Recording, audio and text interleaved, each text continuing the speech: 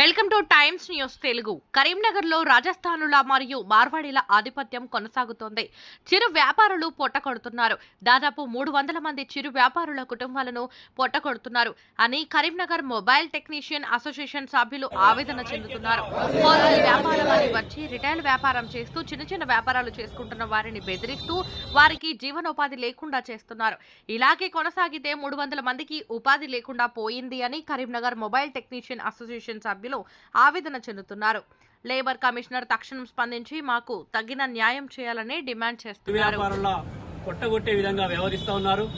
Wholesale వ్యాపారంతో వచ్చి ఈ రోజు సుమారుగా 300 మంది చిరు వ్యాపారులు మొబైల్ షాపుల మీదనే ఆధారపడుతున్న వారి జీవనాన్ని వారు కొట్టగొట్టే విధంగా ఒక దిక్కు హోల్సేల్ వ్యాపారం చేస్తూ మరోపక్క రిటైల్ వ్యాపారం చేస్తూ ఇక్కడ ఉన్నటువంటి మొబైల్ అండ్ టెక్నీషియన్ చిరు వ్యాపారులను రోడ్డున పడే విధంగా వ్యవహరిస్తూ ఉన్నారు. వీరి చర్యల మూలంగా 300 మంది కార్మికులు వారి కుటుంబాలు ఈ రోజు పూట గడవక రోడ్డు మీద పడి జీవించేటువంటి పరిస్థితి వస్తున్నది. ఇప్పటికైనా మొబైల్ వ్యాపారులు సంబంధించింది హోల్సేల్ గా చేస్తున్నటువంటి వ్యాపారులకు మేమేం అడ్డం కాదు. హోల్సేల్ వ్యాపారస్తులు హోల్సేల్ వ్యాపారం చేసుకోండి. రిటైల్ వ్యాపారస్తులకు సంబంధించింది రిటైల్ వ్యాపారం చేసుకుని 300 మంది సుఖ సంతోషాలతో బతికే విధంగా ఈ హోల్సేల్ వ్యాపారస్తులు చూడాలి. ఇప్పటికీ 2 రోజుల నుంచి చిరు వ్యాపారస్తులందరూ షాపులు బంద్ చేసి నిరసన వ్యక్తం చేస్తా ఉన్నారు. మేము సిపిఎం గా చెప్తా ఉన్నాం, కొట్టగొట్టడానికి వచ్చిన వాడిని ఎవరిని వదిలిపెట్టాం.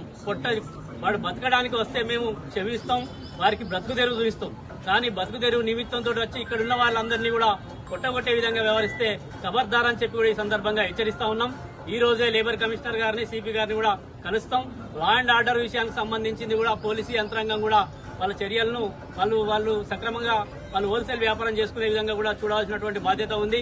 ఒక పక్క హోల్సేల్ వ్యాపారం చేస్తూ ఇటు రిటైల్ వ్యాపారం చేస్తే రిటైల్ కార్మికులు రిటైల్ చిరు వ్యాపారస్తులు ఎట్లా బతకాలని చెప్పి ఈ సందర్భంగా మేము ప్రశ్నిస్తా ఉన్నాం. ఇప్పటికీ టైం ఇచ్చాం. రేపటి నుంచి హోల్సేల్ వ్యాపారస్తులు మీరు హోల్సేల్ గా 10 మంది 12 మంది వచ్చి 300 మంది జీవితాలు నాశనం చేయడం కాదు. హోల్సేల్ గా మీరు వ్యాపారాలు చేసుకోండి.